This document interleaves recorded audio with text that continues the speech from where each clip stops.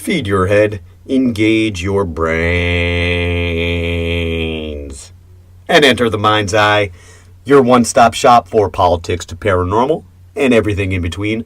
I'm your humble host, DJ BJ Turnov, and you're listening to, that's right, the mind's eye on Z-Talk Radio.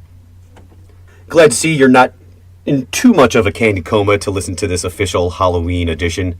I am a bit of a sugar slut myself, and I mean that respectfully, of course, and I might have a little bit of a candy addiction. But it's genes, listeners. There's nothing I can do about it. My mother and father loved chocolate. Their mothers and fathers loved chocolate before them, and so forth. It's tradition. It's heritage. There's nothing I can do about it. So every November 1st, I wake up next to a litter of empty candy wrappers surrounding me. I scream to the sky, "Not again!" followed with a whispered, "Not again." Don't you just love Halloween? And what I love most about Halloween are ghost stories. There's nothing like a good ghost story. For most of us, even the most ardent skeptic of ghosts and paranormal, they love a good ghost story. And the reason for that, I believe, at its core, is that we are afraid of death, and we want to believe that we exist after we die. But we don't know that. Life is finite. Dying, that sucks. I don't know about you, but I don't know anyone who wants to die. If we could live on and on, I would forever. Ghosts offer a glimmer of hope that our consciousness exists on some level, even after this little meat bag of blood spoils. During the Halloween season, you'll see coverage of ghosts, paranormal, and the like go through the roof. All with a bit of a wink of an eye that they're not really taking this very serious, and rarely does the media really put on their serious thinking caps and ask some of the hard questions that for centuries have intrigued and puzzled us. Are ghosts real? What causes ghostly experiences? And why do certain people report numerous ghostly encounters and others none? Tonight you're going to get that serious inquiry and get the answers to these questions. We bring on parapsychologist and clinical therapist Brandon Massullo. He's going to talk about his knowledge accumulated from years of studying ghosts at the University of Edinburgh in Scotland. Brandon's going to talk about the latest and greatest scientific theories that explain apparitions, hauntings, and communications from the dead. All described in his newest book, The Ghost Studies, New Perspectives on the Origins of Paranormal Experiences.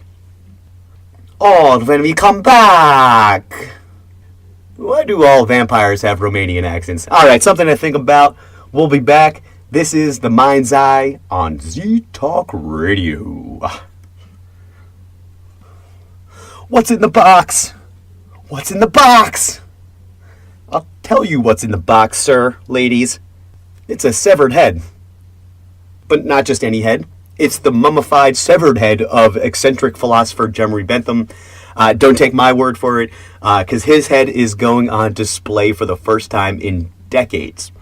While you're staring into the beautiful abyss of his empty, cold eyes, you can ponder if he was possibly autistic. Because we're going to get that answer very soon, as scientists have taken this opportunity to test the eccentric philosopher's DNA to find out if he was autistic or even Asperger's. I mean, the questions I'm asking are, why was Bentham mummified to begin with? Where's his body? And how the hell did his head get off of his body? Get the answer now on our Twitter and Facebook pages at Mind's Eye Show for both. You're also going to see a few Halloween-flavored pictures there too, some haunted ones, quote-unquote.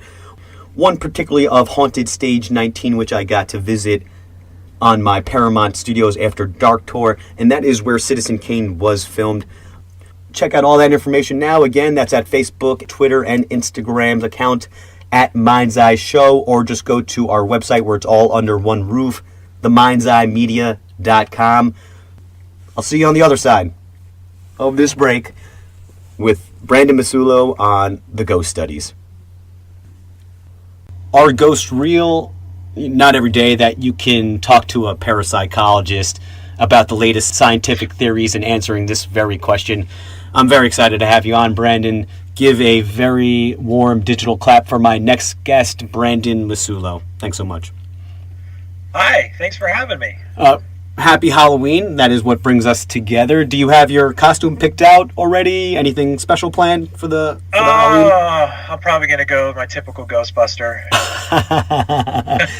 Who's your guy? Egon, Venkman, Ray, or dare I even say Gozer? I'm a Ray guy. Back in grad school, I'm such a nerd, I actually built a proton pack. And like a working prototype and everything, we can capture ghosts. It doesn't do that, but it's scale and it looks everything like it. So you can tell I'm a nerd. Number one, number two, I like ghosts. So it was only a matter of time before those two collided. Well, people know where to get their nerdgasm, and that is definitely this show, to say the least. So you can get everybody off as much as you want tonight when we're talking about ghosts. And that took a weirdly sexual turn out of nowhere. So I guess that definitely segues into our next question. Obviously, sure. So we're here to talk about your new book, The Ghost Studies: New Perspective on the Origins of Paranormal Experiences. So that begs the question. When did you first become fascinated with paranormal phenomena? I would probably say around teenage years, probably 14. I had a friend who, we were sleeping over at a friend's house, and sometime in the middle of the night, he had seen a ghost or something, and he woke me up, and he's like, I saw a ghost, and I was like, oh, and then he started asking questions like, what is it? Do you believe him? What do you think? And I didn't have the answers. So, at that point, I went to the library because back then the internet wasn't that great, and I started picking up books on parapsychology, and I tried to find answers to the questions about what ghosts are, what are apparitions, what causes them, and then that ultimately led to going to college for psychology. At some point during the time when I was in college, I picked up the parapsychology track again. And then I did some clinical work for a long period of time, so I was a licensed counselor. And then I ended up going overseas to Scotland to study at the University of Edinburgh, parapsychology, and I did my research in something called environmental sensitivity and paranormal experiences. And then I came back to the States, and here we are. The one thing about parapsychology is, it sucks for a lot of people in America, there's no college that really teaches courses in it. So if you're really serious about it, you have to go overseas. Usually the UK is the place to go. But it's a big investment, and I don't think any parapsychologist they'll probably all tell you you're not going to make a lot of money in it, especially in the States. It's more of a hobby sometimes. Would you say, I'm glad that you brought that up, that there aren't any courses in America. I believe in the 70s there were, but since then I don't think there has been much, or if there is, it seems more of like a scam than anything. And we can touch on that part later.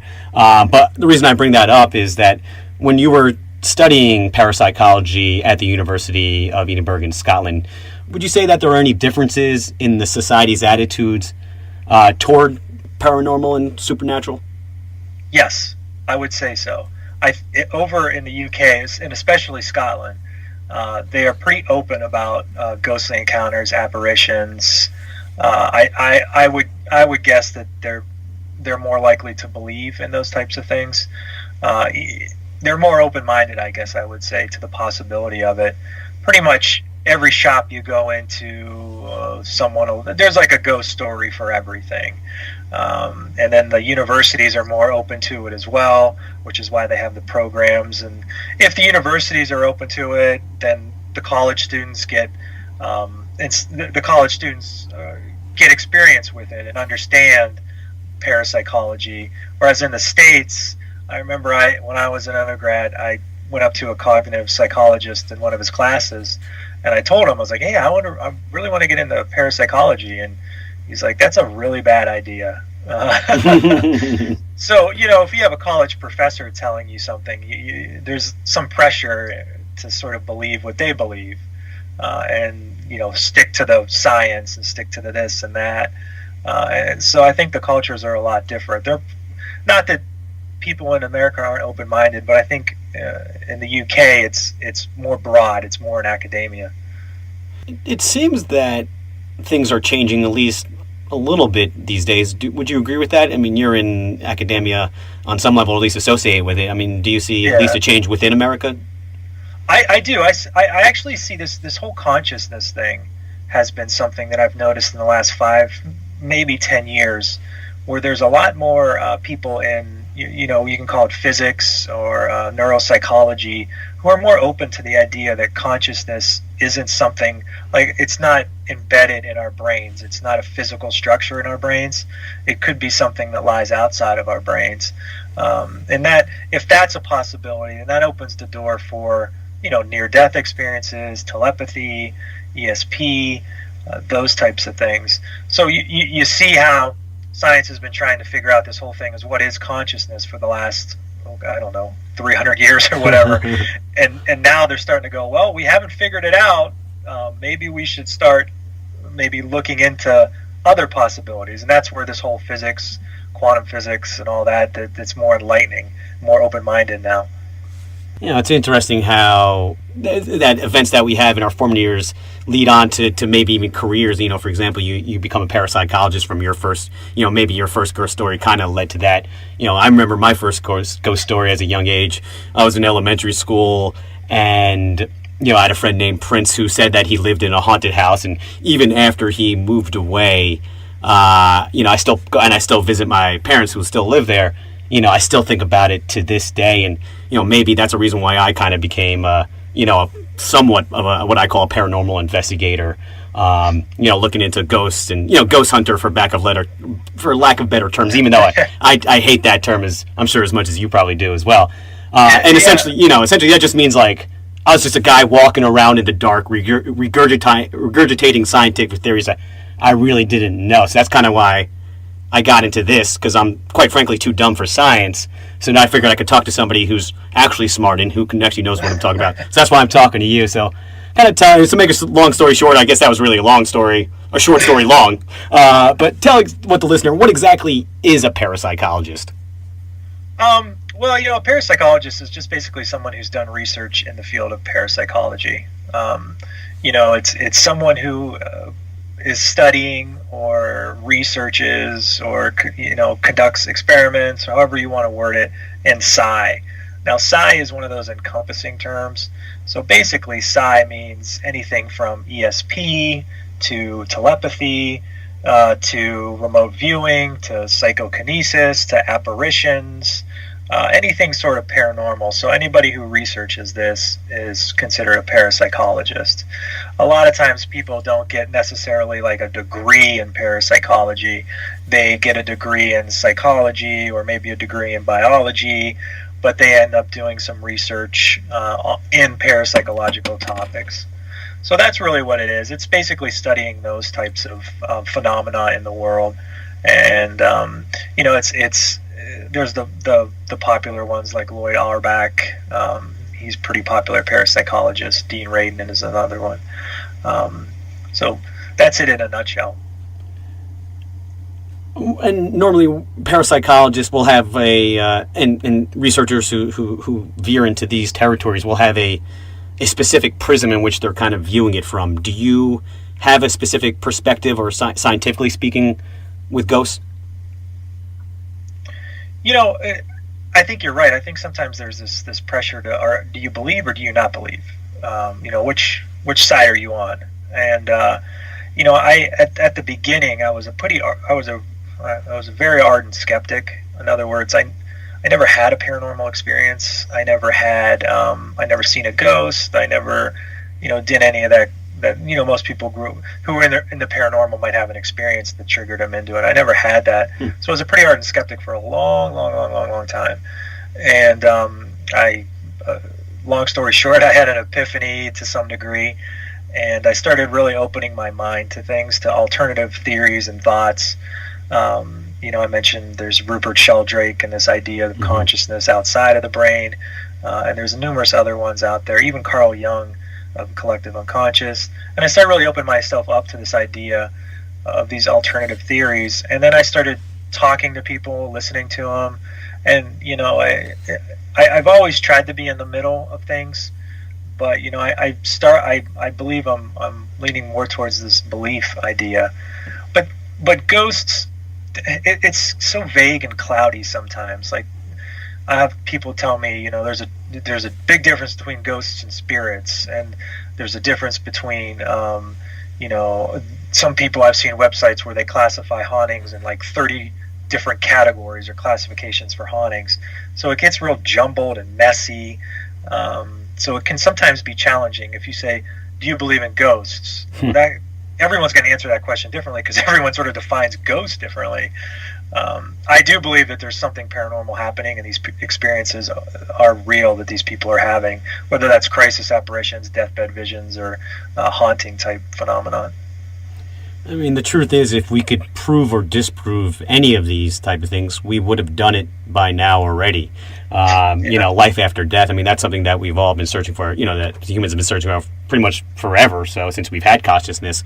So, like you said, it is subjective. You can't really prove it or disprove it. And I think that approach that you have is it's interesting, and I think that's a great perspective to have as a scientist. And I mentioned this in the book too. Our definition of a phone has definitely changed since the 1800s, right? Our phones nowadays do things that I couldn't even imagine 15 years ago.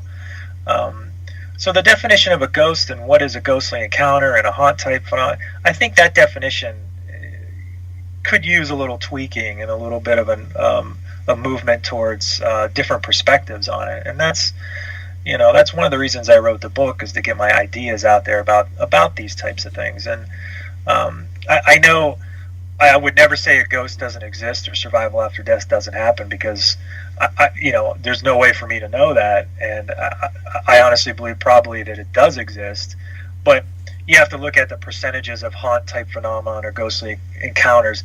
What percentage is actual survival after death and a ghost or spirit coming back, and then what percentage could be something like telepathy or ESP or psi or tapping into collective unconscious or the environment? Like, what is the percentages there?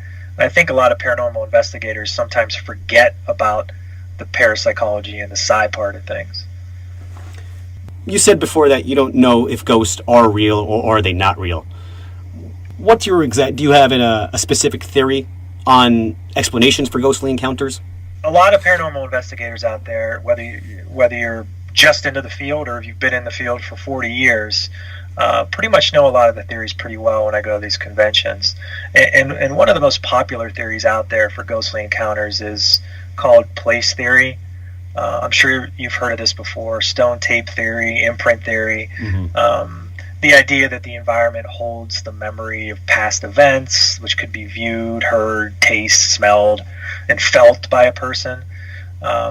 This theory is often used to explain residual hauntings.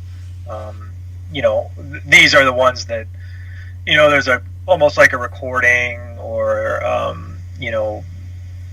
pretty much the same person showing up at all times, almost like watching a DVD to some degree. But the general belief is that there's an extreme amount of energy released during a tragic event or death, and it's somehow, they don't know the exact mechanism, but for imprint theory, it's somehow burned into the environment, right? So this is a pretty common theory out there. It's been around since the 1920s. And I always thought that this was a kind of a good starting point for an explanation about some of these hauntings that happen. But there was always one big flaw with this theory. And the flaw was that there had to be, the tragic event or violent death must have occurred out of location for a haunting or haunt type phenomenon to occur. In other words, someone had to die or someone had to be killed for this energy to be burned into the environment. So if a location doesn't have this, then it limits it sort of limits the haunting to one particular location. And if a location doesn't have it, then there could be some problems as far as that goes. So all these types of things have always been something I've thought about. So unlike place or imprint theory, I don't believe that the violent death is what causes an imprint into the tracings or the environment, but something called a telepathic distress message, which is sort of sent between people that's imprinted in the environment. And that's really what, it's a long way of saying that my theory I call spontaneous apparitional trace theory. but it basically means every haunted location there was an individual who sent sort of a telepathic distress call to someone who they were linked with, and it's sort of stuck at that location. But the key kicker to this is, I think that this accounts for a lot of hauntings and recurrent apparitions. But in my theory, a haunting doesn't have to coincide with the location where the tragic event happened, but it can also occur at the end point of telepathic message. So with telepathic messages, you have A and B, starts in A, ends in B. So if a tragic death happened in A and it's sent to B, so maybe people can pick it up in A and B as well. So this can be why you might have apparitions or hauntings at locations where there was never a tragic death, or the house could be 3 years old. The house, you know what I'm saying? I'm sure you've had some paranormal investigators sometimes say it's, the house was too new to have a haunting. There's no tragedies that occur here. It's a new house, but in my theory, it could explain types of things like that. That's interesting. It kind of reminds me of a story that my mom used to tell me, and it's not really a ghost story or a haunting story, but about how there's maybe a telepathic communication between people or that are very close. When I never knew my grandfather, my mom's father, because he died. He had like a brain hemorrhage when I think he had a brain hemorrhage, I believe it was, when he was relatively young. I believe it was like early 50s, maybe late 40s. And my mom told me she was 16 at the time, and she was in a car with all her friends just hanging out, and all of a sudden she just got this emotional burst of just really bad feeling, and she just started literally crying out of nowhere. And then she finds out a couple hours later that my father, my grandfather, her father, died. I mean, yes. What are your thoughts on that, and how that may be not necessarily ghosts, but how this kind of plays into everything? Yes, and that's exactly right. That's what would be called a crisis apparition or a deathbed apparition. So your mom finds this thing out when your grandpa, I'm guessing he was far away, I don't know, states away or miles away or whatever, however far he was away. Yeah, they lived in New York at the time, so, it was probably in the Bronx, so it was probably miles away at the time. No. Yeah, so there's no way she could have known without, it wasn't like he was in the other room. Exactly, they were completely separate locations. Exactly. Yeah, so that's a great example of what we call like this telepathic distress signal. And that kind of goes back to a thing called the psi hypothesis, which is that ghosts aren't so much external beings, but rather sort of the workings of ESP and telepathy, and that, or just telepathy and thought transference. So when you think about it, the symptoms that your mom experienced, overwhelming emotions, what else did you say was going on with her? Did she see a vision of her She didn't see a vision, but she just, all of a sudden, she had this emotional outburst that, of dread, and she just started crying out of nowhere, just really in the middle of a car, just out of nowhere. And then she found out pretty much at that time, the exact time that was happening is when my, grandfather, her father, was dying. In telepathy, or this thought transference, a lot of times people think it's just sort of reading someone else's mind or getting an impression of some kind. But a lot of people with telepathy will have visions. A lot of people will hear things. A lot of people will have tactile phenomenon. In other words, feel like someone's tugging their shirt or something like that.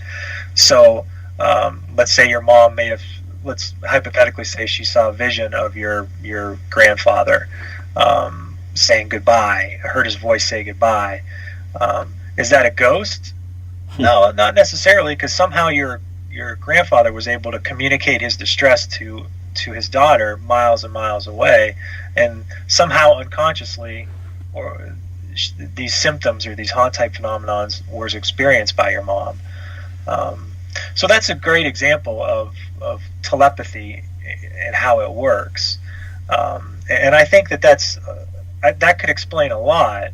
So it's one of those situations where if you look at things a little bit outside the box, and psi hypothesis and thought transference has been going on a while, and imprint theory has been going on a while, but the mechanism for it, no one's been able to really figure out. And in the book, I go over all different kinds of thoughts on how this happens, and how the environment plays a role in it, and how all these types of things are going on. So it's really interesting. And I go over all kinds of ghostly encounters and things like that. So a lot of the things you talked about, there's probably 15 case examples that I go over. Now, your research at the University of Edinburgh, from what I was reading, it's centered on neurobiological correlates with ghostly encounters. And if I'm translating that correct as a layman, that pretty much means what's occurring in the brain as ghostly experiences are being reported. So exactly, what is happening with the brain while people are reporting these ghostly encounters?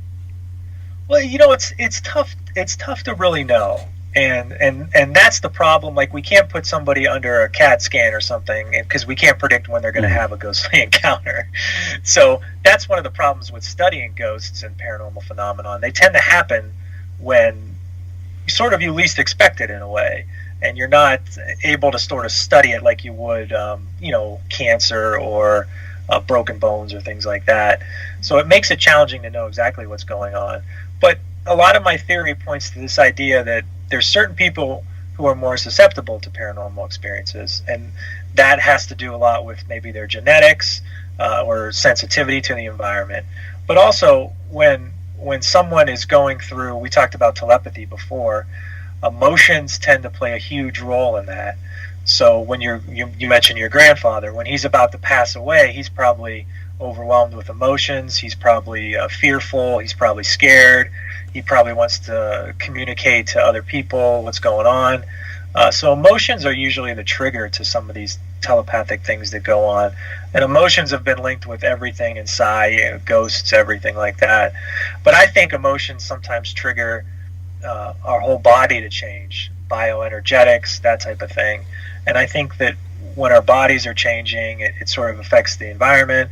So there's a lot of things that go into this whole situation. And I think when you look at the book and when you look at some of my thoughts, you really come to this conclusion that, we're part of the experiences humans are, and that's our brains and our bodies. So every experience that's been reported, there's usually one commonality. There was a human there who witnessed it, experienced it, saw it, smelt it, or whatever. So we as humans are part of these experiences.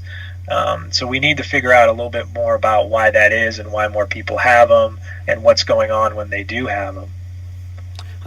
You mentioned before some people are more prone to ghostly encounters than other, these type of reports. And you briefly mentioned a couple of reasons. Go into that a little bit more. I mean, what else could explain why certain people can have this more? So the research I did in Scotland was about a subset of the population called environmental sensitivity. Fancy way of saying basically that you're capable of registering very slight differences or changes. So in other words, you're very hypersensitive to the environment around you. Certain individuals more than others are more apt to know or be affected by the environment, overwhelmed with environmental stimuli. They have conditions or illnesses like migraines, fibromyalgia, sensitivity to noise, light, touch, smell, and even electricity. And these people tend to have very bad allergies, asthma, migraines. And what we've found is that the people who are very sensitive to the environment, 70% of those who were surveyed had a paranormal experience, right? So that's a huge number, So why is that? What's going on? And a lot of the research points out that they have more paranormal experiences. I took them through a haunted location in Scotland called Mary King's Close. They were having way more experiences than a general population in there as well. So we don't really know why. It could be that if they are really sensitive to the environment, if there's something in the environment, maybe they're picking up on it, whereas I'm not, and I'm not a sensitive by any means.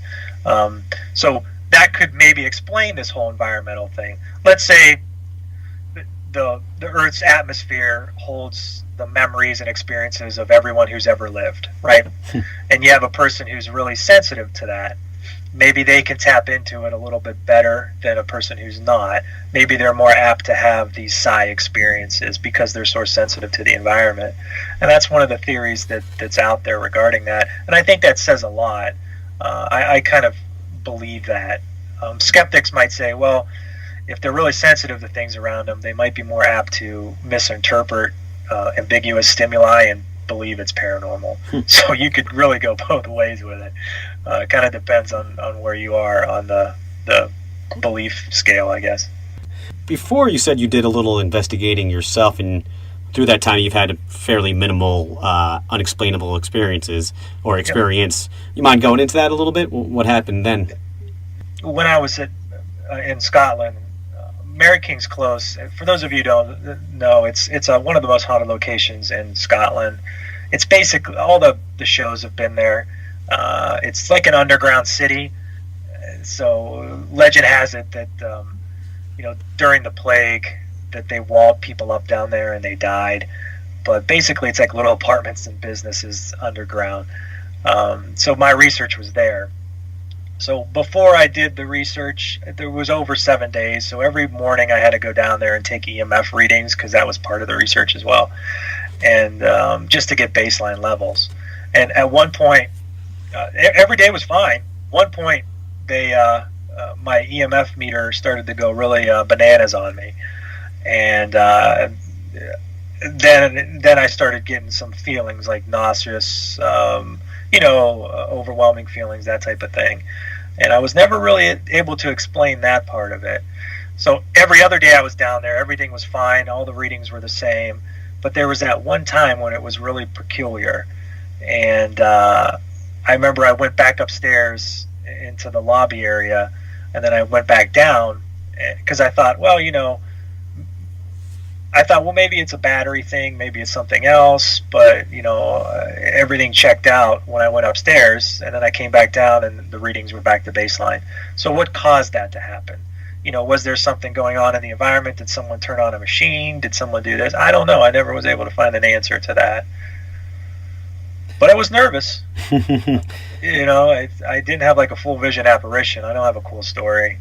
Even as a scientist and someone who has it from skeptical, not maybe skeptical, but very logical approach as you, can still get scared even in those type of circumstances. They put you down. It's really, for those of you who listen, just look up Mary King's Close, and you'll see all the pictures of what it is. It's kind of an eerie place, but I was okay. I didn't mind hanging out down there by myself. But you still get a little, you can get scared. Even a group of people, you could still get scared. I've been in those type of experiences. It's funny. People used to, I used to investigate so much more. People always used to come up to me and say, hey, aren't you ever scared of just being out there in the dark, or being scared of being ghosts? Aren't you ever scared of like a ghost just popping up? I'd be like, no, I was always scared of a homeless guy coming out with a knife in the middle of nowhere just to attack us. I'm more afraid of humans than ghosts, to say the least. So, especially with my background in psych, I'm more nervous about what everyone else is doing around me, even the people in my group. So that, you're right. That's what terrifies me sometimes the most. Because the way I look at it is, if you're in this field, you're not, it's not so much looking for, but you should be open to the experience of having a ghost appear, when you're in these places. So for it to shock you and for you to run away seems to be almost counter. It's like, hey, I really want to go to the Cleveland Browns game, and then when I walk in the door, I get freaked out and run out. When you see LeBron James, right? Yeah. Yeah. But my purpose is to go watch a game, and I get there, and I'm like, I run out. No point turning back at that point, I guess. So yeah. All right. Well, a few more questions we're going to dive into. Is it really possible to communicate with the dead? What else is going on in the latest and greatest in scientific research? More of this with Brandon Massullo when we come back. This is The Mind's Eye on Z Talk Radio. We're back on The Mind's Eye, and as I've said about a million times this episode, that I was a paranormal investigator, and one of the biggest theories for why ghosts exist that was kind of thrown around in the community was Albert Einstein's law of conservation of energy. Energy can neither be created or destroyed. Ipso facto, spirits can't be destroyed, or humans really, that we exist on some level after death. I mean, what are your thoughts on that theory? Sometimes I don't want to answer it because I think I get in trouble for it. Well, get in trouble. You're fine. You're not in detention, so you'll be fine right now. That's right. So I think when we do pass away, what happens to the energy inside us? I don't necessarily think that really causes ghosts or anything like that. But as far as Einstein's theory, but what a lot of paranormal investigators will say is that electricity and energy is somehow related to paranormal phenomenon. So in other words, there's a lot of studies out there, a lot of correlations out there between fluctuations in magnetic fields and geomagnetic fields, and then encounters with ghosts or paranormal phenomenon or ghostly experiences. So there is a correlation somehow. A lot of times people will say, I'm out in the field doing whatever, and I know all my equipment's charged, and the batteries all of a sudden go dead on me, right? My camera goes out, the batteries are sucked out, and then it gets really cold. So the idea is that there's an entity or a spirit who's utilizing the energy around them to manifest themselves. And like you said before, there's no way to disprove something like that. But I think there's a lot of articles and things out there that would sort of contradict that to some degree. But basically when we use energy, it's sort of converted from one form to another. So chemical energy is converted to thermal energy when we burn wood in a fireplace or burn gasoline in a car's engine. So we have to understand that when we die, sometimes our energy is sort of it's transferred to another form, and I don't necessarily think that it always has to be a ghostly form. It could just be in the form of food for animals, So you got to be careful when you go into Einstein's theory, because you're going to go up against physicists, and you're going to go up against a lot of people who know more about Einstein maybe than the average paranormal investigator and what his idea was. So I wouldn't bring that to a gunfight. Okay, got you. Don't go to the Northeast Conference on Science and Skepticism and bring that up. Is what you're saying. Don't do that, because they'll cite. I could probably, pull up a whole article on. Yeah, well, I've actually attended the conference, and I never bring up that we talk with people that are willing to talk about ghosts, because they may not be so open to it, or let me back to the conference, I guess, is probably a better way of looking at it, more than anything. But it's good to know those things, but you also have to know, why there could be flaws in that theory when it comes to ghosts and things like that. So if you look into both sides, you're more apt to go in a conversation like that. But I found this a lot of times, especially when I deal with people who are ardent skeptics, and like how I used to be, was that when those things happen, you have to be able to respond in some way. So if you keep quoting, Einstein's theories, you have to be able to explain it a little bit. And depending on who you go up against, it could be a big challenge. Just sidestepping the scientific aspect of it, and just a more of a personal level on your end. Personally, what do you think happens after we die? I don't know. I'll be honest with you. I often wrestle with that question pretty much on a daily basis. And it kind of changes at times. I believe it has to do something with consciousness. I believe that maybe when we pass away, consciousness is somehow moved to different areas. Now, is that mean it goes to heaven or hell, or I'm not sure, but I think that that's a big part of it. But I also believe that there could be this survival after death as well. But I think consciousness really is the key to understanding what happens after we pass away. These near-death experiences, I think they're getting to believe it's more like consciousness and leaving the body and things like that, and that helps us better understand things as well. Do people die and come back and haunt or communicate messages? I think it's a possibility, but I also think it's a possibility of some of the telepathy we talked about, and consciousness maybe being stuck in the environment. You kind of get into that gray area, which is hard because death, then you get into the religion part of things, right? Catholics believe one thing, Buddhists believe one thing, there's this reincarnation thing. So you get into really mucky waters when it comes to death. So that's my long answer to say I don't know. I believe consciousness is somehow the key to the answer to that, though. You're also a clinical therapist. How does that affect and influence being a parapsychologist? Well, I think it helps to some degree. With it kind of gives me a unique viewpoint on ghosts. With a degree in psychology and clinical counseling and 14 years of clinical experience in the mental health field, I've done over 5,000 psychological evaluations.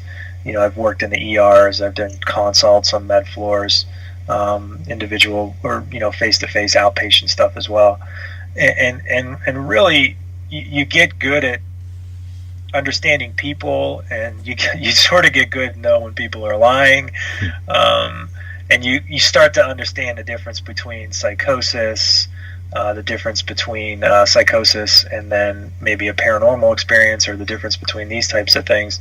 And a majority of the people that I see, these experiences they're having, I believe, are 100% genuine.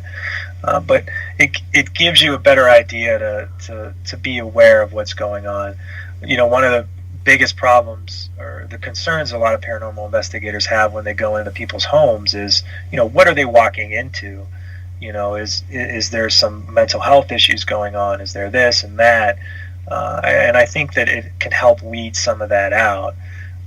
So I think it's helped me understand more. And, being a therapist, a lot of it is just listening to people. So I'm pretty good at listening. And that helps as well. I mean, what's your opinion and thoughts on communicating the dead through EVPs, etc.? I've listened to a lot of them. I've trying to since I finished the book, I'm trying to look up more research on EVPs and get a better idea of what's out there. I think that like I talked about before, if something's in the environment, maybe there's equipment that could pick up on it. Maybe there's something out there that can sort of tap into a certain frequency or a certain environmental whatever. I don't discredit that. I think some of the newer stuff, like the ghost boxes and things like that, I think those are places you have to be extremely careful, because when you get a machine that's just giving out words and things like that, I think that you run into some problems where coincidence and probability there might be a word that's sort of associated with a name, obviously, or whatever.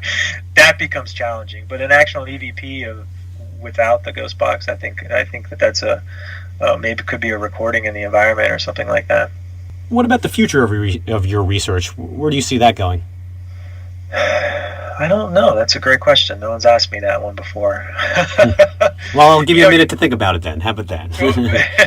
I mean, do you think you're going to ever be able to test that in a laboratory experience, or where do you see the future of this going? I became so focused on just getting it on paper and getting it out that I didn't really think about what the next step was. I don't, as far as my thoughts and theories go, but this is true for every paranormal phenomenon. It's tough to get good results on, because paranormal phenomenon are unpredictable. They occur. They don't occur at will. So it's really tough to get it under a microscope and find the answers to that. And it's tough to, someone has a spontaneous case example or a crisis apparition or a deathbed experience. There's not people in lab coats around them when they have it. It tends to happen on a random Tuesday night right before they're going to bed. So it's really, really tough to study that. The only thing you have is witness experiences.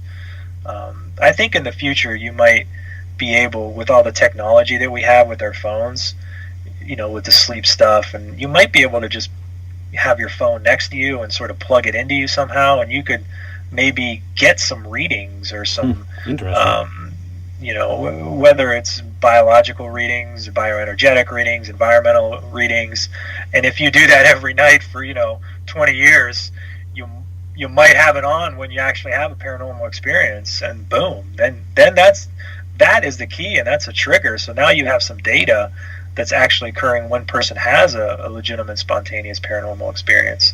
So to me, we're kind of on the cusp of that, because I don't believe that a researcher is going to get a grant and going to find the answer.